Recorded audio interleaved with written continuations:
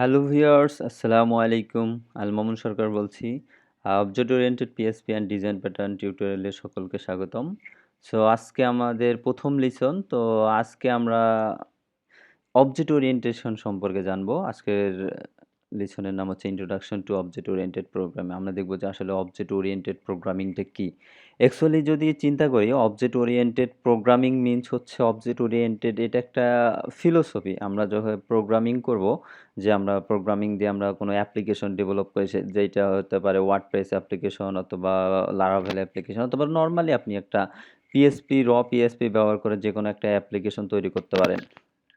So এই application তৈরি করার সময় আমরা বিভিন্ন স্টাইলে থিঙ্কিং করতে পারি। যেমন হচ্ছে প্রসিডিউরাল ওরিয়েন্টেড, যে এখানে প্রসিডিউর ওরিয়েন্টেডে আমরা নরমালি একদম কোডিং এভাবে থিঙ্কিং করতে পারি। আমরা যখন অবজেক্ট ওরিয়েন্টেড স্টাইলে কোড করব, তখন আমরা সব কিছুকেই অবজেক্ট ওরিয়েন্টেড স্টাইলে চিন্তা করতে হবে। যেমন ধরি, যদি আমি একটা বাসা চিন্তা করি, সাপোজ আমার একটা বাসা আছে, এইটা বাসা আমি তৈরি করতেছি। এখানে অনেকগুলো অবজেক্ট থাকতে পারে, যেমন চেয়ার একটা অবজেক্ট, টেবিল একটা অবজেক্ট। তো এরকম বিভিন্ন মানে অবজেক্ট স্টাইলে চিন্তা করতে হবে, এবং প্রতিটা অবজেক্টের কিছু ডেটা থাকবে এবং ওই ডেটাগুলোর উপর বেস করে কিছু কাজ করার মতো কিছু ফাংশনালিটি থাকবে। সো আমি যখন একটা অ্যাপ্লিকেশন তৈরি করব, অবশ্যই আমাকে, যদি আমি অবজেক্ট ওরিয়েন্টেড পিএইচপি ব্যবহার করি, তাহলে আমাকে অবজেক্ট ওরিয়েন্টেড স্টাইলে চিন্তা করতে হবে। কোনো একটা ফিচার আসলো, এই ফিচারটাকে ছোট ছোট ফিচারে আমরা ভাগ করলাম, টাস্ককে ভাগ করলাম। এই টাস্কগুলোকে আমাকে চিন্তা করতে হবে অবজেক্ট ওরিয়েন্টেড স্টাইলে চিন্তা করবে। এখানে আসলে আমার কি কি অবজেক্ট দরকার, এবং এগুলোকে বিভিন্ন কোডিং প্রিন্সিপাল আছে, এবং সেগুলো আমরা হচ্ছে পরবর্তীতে এই কোর্সের এই শেষের দিকে আলোচনা করব। সেই কোডিং প্রিন্সিপালগুলো ফলো করে আমাকে বিভিন্ন অবজেক্টে ডিভাইড করে নিতে হবে পুরো ফিচারটাকে, বা পুরো টাস্কটাকে আমাদের অবজেক্ট ওরিয়েন্টেড স্টাইলে বা অথবা অবজেক্ট ওরিয়েন্টেড ফিলোসফি যেটা আছে, অবজেক্ট ওরিয়েন্টেড ভাবে থিঙ্কিং করে আমাকে বিভিন্ন অবজেক্টে ডিভাইড করে নিতে হবে।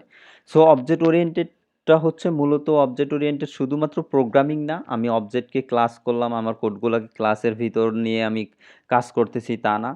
অবজেক্ট ওরিয়েন্টেড হচ্ছে একটা ফিলোসফি। আমরা অবজেক্ট ওরিয়েন্টেড স্টাইলে আমাকে চিন্তা করতে শিখতে হবে অ্যাপ্লিকেশন, তাহলে আমরা সুন্দর কোড করতে পারবো।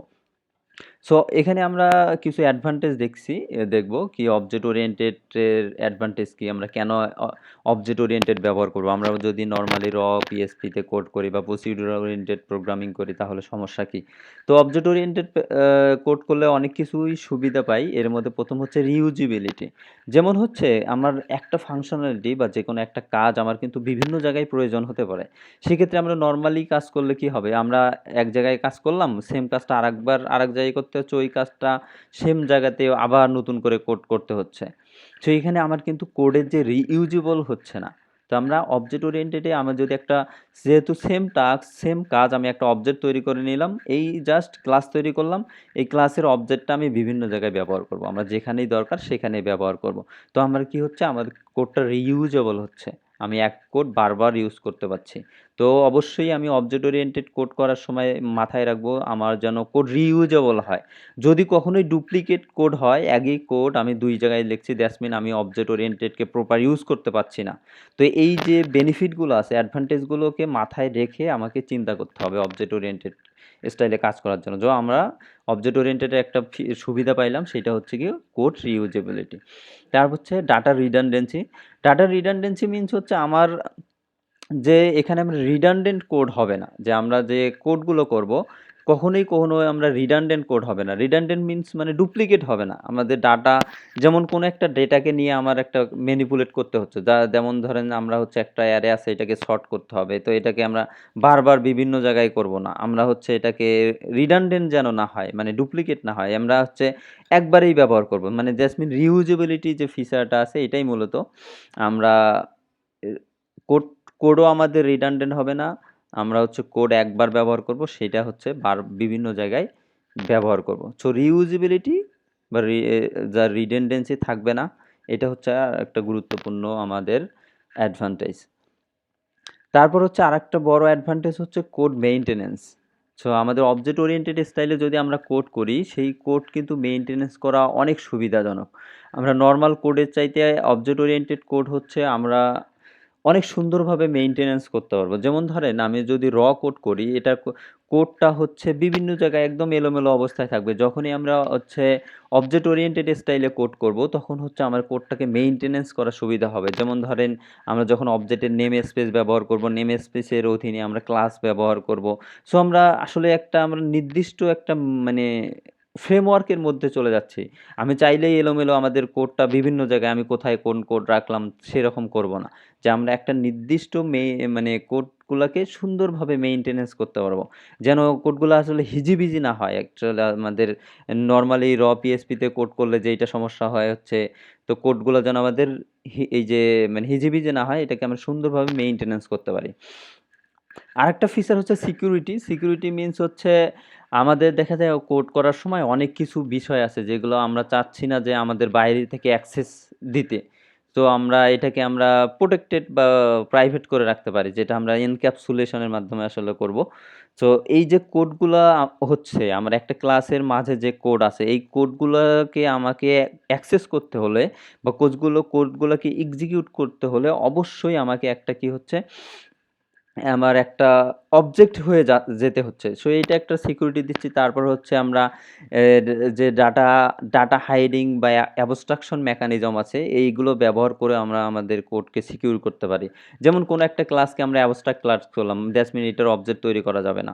দ্যাটস মিন ওই কাজগুলোকে মানে অন্য কেউ ইনহেরিট করে ব্যবহার করতে পারবে। তো আমরা প্রাইভেট বা প্রোটেক্টেড ব্যবহার করে আমাদের অনেক কিছু আমরা ডেটা হাইড করতে পারি। তো আমরা অনেক কিছু সিকিউরিটি দিতে পারি।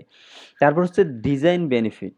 সো আমরা নরমালি যখন বা প্রসিডিউরাল ওরিয়েন্টেড কোড করি, আসলে এখানে আমার পুরা অ্যাপ্লিকেশন, একটা বড় অ্যাপ্লিকেশনটাকে সুন্দরভাবে যে আমার কোডগুলোকে ডিজাইন করব, দ্যাটস মিন এই জায়গায় এই কোড থাকবে, এই জায়গায় এই কোড থাকবে, কোথায় কোন কোড লিখবো, এইগুলোকে আসলে ডিজাইন করাটা অনেকটা ডিফিকাল্ট হয়ে যায়। তো অবজেক্ট ওরিয়েন্টেড স্টাইলটা ফলো করলে সুবিধা হয় কি, আমি যেহেতু নেম স্পেস আছে, নেম স্পেসের অধীনে ক্লাস ব্যবহার করতেছি, ক্লাসে আবার আমরা ইনহেরিট করব বা অনেক কিছু যে পলিমরফিজমের যে ফিচারগুলো আছে, এই ফিচারগুলো যখন ব্যবহার করব অবজেক্ট ওরিয়েন্টেড, তখন আমার হচ্ছে পুরা কোড ডিজাইন করতে মানে অনেক বেনিফিট পাবো বা অনেক সুবিধা হবে। এই ডিজাইন বলতে কিন্তু আমাদের ইউআই ডিজাইন না, এটা হচ্ছে আমাদের কোডগুলো ডিজাইন, যেমন যেগুলো সাধারণত ইউএমএল ডায়াগ্রাম করে করা হয়।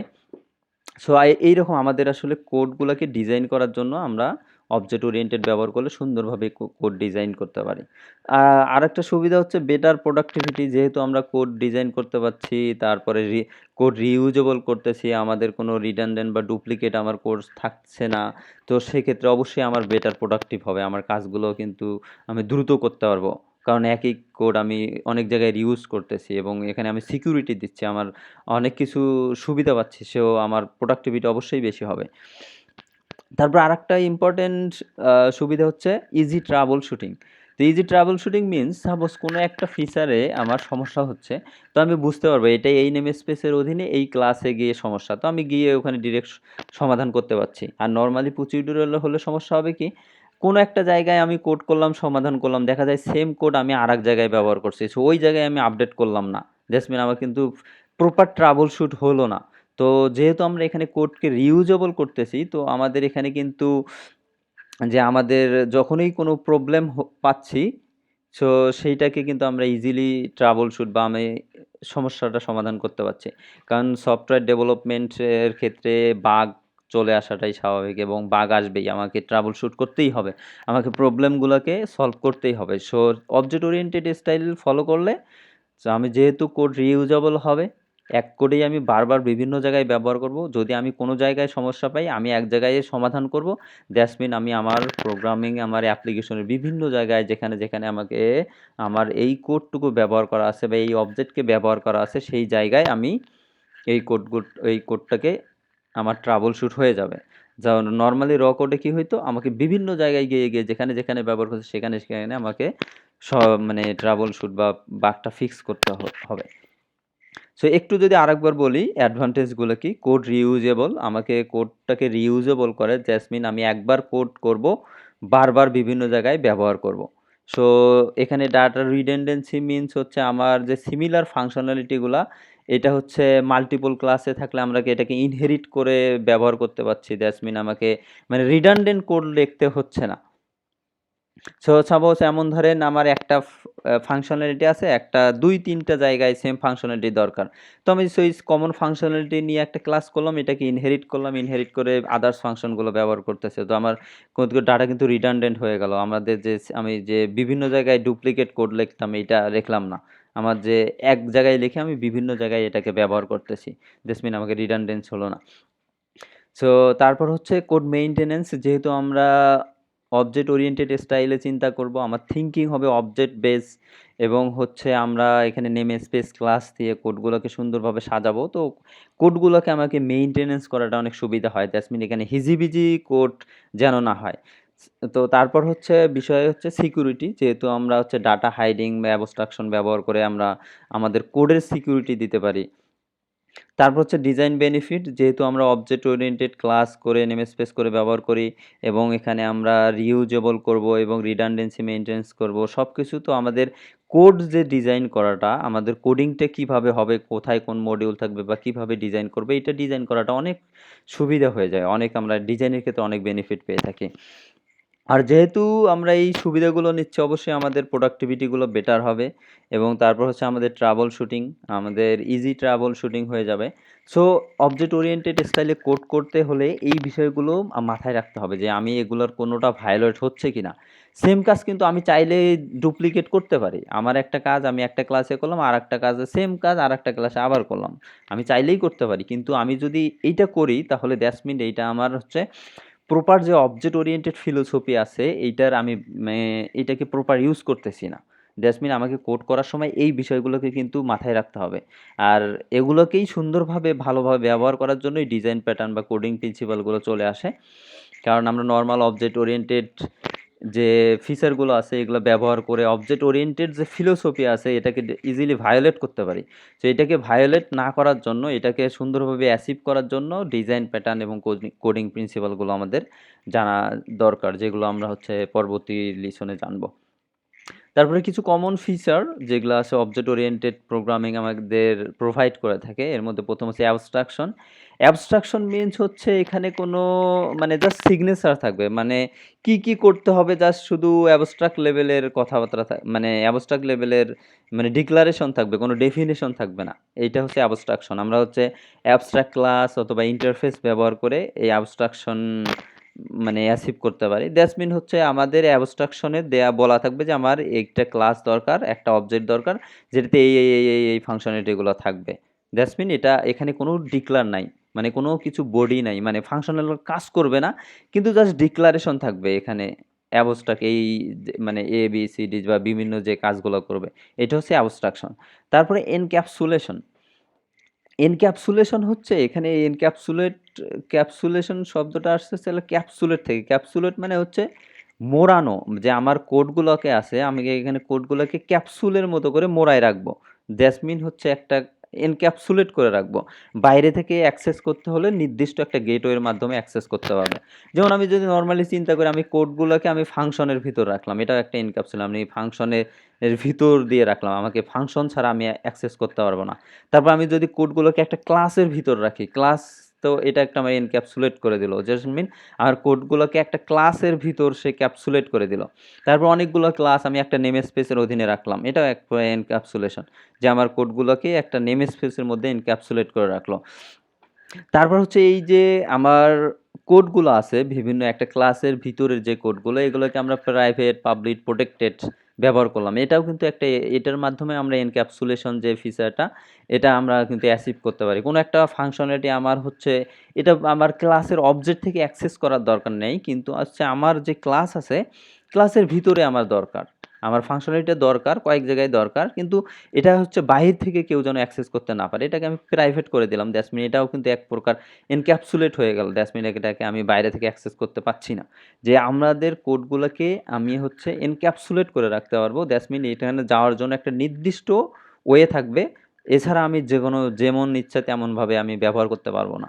তো এইটা একটা বড় ধরনের ফিচার এনক্যাপসুলেশন।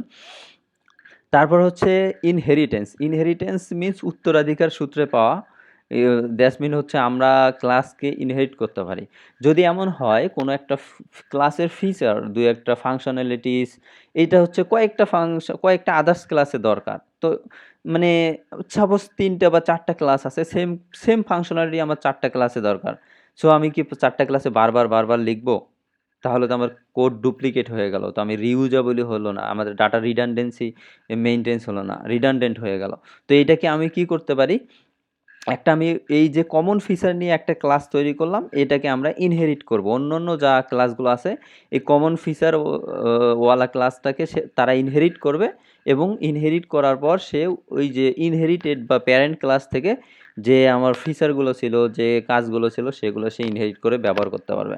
তো এইগুলো নিয়ে যখন আসলে আমরা রিয়েল কোড করব, তখন বুঝতে পারবো আসলে ইনহেরিটেন্সের যে অ্যাডভান্টেজটা কি, ইনহেরিটেন্স ব্যবহার করে আমরা কি সুবিধা পেতে পারি, এগুলো হচ্ছে আমরা তখন দেখব। তারপর আরেকটা গুরুত্বপূর্ণ ফিচার হচ্ছে পলিমরফিজম। পলিমরফিজম হচ্ছে আমি যদি বাংলায় বলি, এটাকে হচ্ছে বহুরূপ বলে। আমার সেম অবজেক্ট বিভিন্ন সময় বিভিন্ন কাজ করবে। সো এটা আমরা হচ্ছে অবজেক্ট ওরিয়েন্টেডের ফাংশন ওভারলোডিং, ওভাররাইটিং ব্যবহার করে আমরা পলিমরফিজম অ্যাচিভ করতে পারি। আমাদের এখন ওভাররাইটিং হচ্ছে আমার প্যারেন্টে একরকম আছে, চাইলে আরেকরকম ওভাররাইট করে দিলাম, বা ওভারলোডিং। যদিও পিএইচপিতে নরমালি ওভারলোডিং মানে সিম্পলি সাপোর্ট করে না, ম্যাজিক মেথড দিয়ে করতে হয়, একটু ডিফিকাল্ট ওভারলোডিং করা। তারপরেও ওভারলোডিং ফিচার আছে, এটা যে কোনো প্রোগ্রামিং ল্যাঙ্গুয়েজে চিন্তা করেন, ওভারলোডিং খুব সুন্দর একটা ফিচার। তো আমার হচ্ছে ফাংশনের আর্গুমেন্টের উপর বেস করে, এটা ডাটা টাইপের উপর বেস করে সব বিভিন্নটা কাজ করবে। সে এই যে আমার একটাই অবজেক্ট, এটা মাল্টিপল মানে আচরণ করতেছে, মানে বহুরূপ আচরণ করে, এইটা হচ্ছে ওভার পলিমরফিজম। এটাকে আমরা ইন্টারফেস ব্যবহার করে, ইন্টারফেসের মধ্যে ডিপেন্ডেন্সি ইনজেকশনের মাধ্যমে হচ্ছে আমরা ক্লাস একটা অবজেক্ট পাস করাই দিয়েও কিন্তু আমরা পলিমরফিজম অ্যাচিভ করতে পারি। তো আমরা দেখব, আমরা যখন হচ্ছে কোডিংয়ে যাব, কোডিং করতে পলিমরফিজম নিয়ে অবশ্যই লিসন হবে। তো আমরা সেই লিসনগুলোতে দেখব আমরা কিভাবে পলিমরফিজম অ্যাচিভ করতে পারি। সো যদি আরেকবার বলি, আসলে অবজেক্ট ওরিয়েন্টেডের মেইন ফিচার কি? অ্যাবস্ট্রাকশন। অ্যাবস্ট্রাকশন মিন হচ্ছে আমাদের শুধু সিগনেচার থাকবে, এখানে কোনো ডিটেইলস বা যে ফাংশনালিটিগুলো থাকবে না। এটা আমরা অ্যাচিভ করতে পারি ইন্টারফেস অ্যাবস্ট্রাক্ট ক্লাস ব্যবহার করে। তারপরে ইনক্যাপসুলেশন মিন হচ্ছে আমাদের কোডটাকে মোড়ানো। জাস্ট মিন আমরা বাইরে থেকে অ্যাক্সেস করতে হলে নির্দিষ্ট কিছু আমরা রুলস বলবো, কোনগুলো অ্যাক্সেস করতে পারবো, কোনগুলো করতে পারবো না, এবং কোন ওয়েতে গিয়ে অ্যাক্সেস করবো। একটা নির্দিষ্ট গেটওয়ের মাধ্যমে কিন্তু আমাকে অ্যাক্সেস করতে হবে। এই যে আমি যেখানে সেখানে থেকে আমি ইচ্ছামতো অ্যাক্সেস করতে পারছি না। দ্যাটস মিন আমাকে কোডটাকে এনক্যাপসুলেট করে রাখলাম। নেম স্পেস দিয়ে, ক্লাস দিয়ে, প্রাইভেট, পাবলিক, প্রোটেক্টেড দিয়ে আমরা এনক্যাপসুলেট করতে পারি। তারপরে ইনহেরিটেন্স হচ্ছে যদি আমার কোনো কমন ফিচার থাকে, এই কমন ফিচারগুলোকে বিভিন্ন ক্লাস ইনহেরিট করতে পারে, ইনহেরিট করে তারা ব্যবহার করতে পারে। এইটা হচ্ছে ইনহেরিটেন্স। তার পলিমরফিজম হচ্ছে একই অবজেক্ট, সেম অবজেক্ট, কিন্তু বিভিন্ন রকম কাজ করবে। দ্যাটস মিন বহুরূপ কাজ করবে, যে সেম ফাংশন প্যারামিটারের উপর বেস করে ডিফারেন্ট আচরণ করতেছে। দ্যাটস মিন বহুরূপী। এটা হচ্ছে ফাংশন ওভারলোডিং। তো আমার বা ওভাররাইটিং দিয়ে ম্যানেজ করতে পারি, বা সেম অবজেক্ট আমি ডিপেন্ডেন্সি ইনজেকশনের মাধ্যমে কি অবজেক্ট পাস করাই দিলাম, তার উপর ডিপেন্ড করে সে বাকি ফাংশনালিটিগুলো তার চেঞ্জ হয়ে যাচ্ছে। সো এইটা হচ্ছে পলিমরফিজম। সো এই যে এগুলো সুন্দর ফিচার, এগুলোর কারণে আমরা অবজেক্ট ওরিয়েন্টেশন ব্যবহার করব। সো প্রথম থেকে যদি দেখি অ্যাডভান্টেজ, আমরা reusability, data redundancy, maintenance, security, design benefit এগুলো পাচ্ছি। তারপরে ফিচারের মধ্যে abstraction, encapsulation, inheritance, polymorphism. So এইটাই মূলত অবজেক্ট ওরিয়েন্টেশন। তো আমরা নেক্সট লিসন থেকে আমরা পিএইচপিতে অবজেক্ট ওরিয়েন্টেড স্টাইলে কোডিং করা শুরু করব। সো আশা করি ভালো লাগবে এবং আপনার রিয়েল ওয়ার্ল্ড অ্যাপ্লিকেশন ডেভেলপমেন্টের ক্ষেত্রে কাজে লাগবে। সো ধন্যবাদ। Thank you for like, comment, share. আল্লাহ হাফেজ।